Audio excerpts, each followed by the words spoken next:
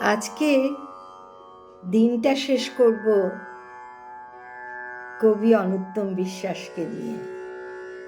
অলৌকিক।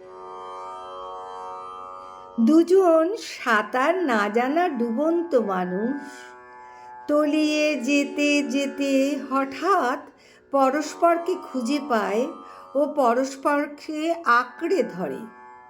তারপর তাদের ডুবে মরারই কথা, কিন্তু মরে না, বেঁচে ওঠে।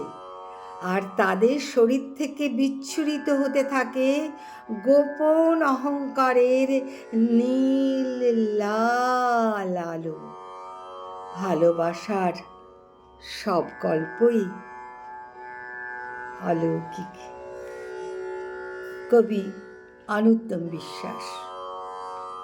শুভরাত্রি।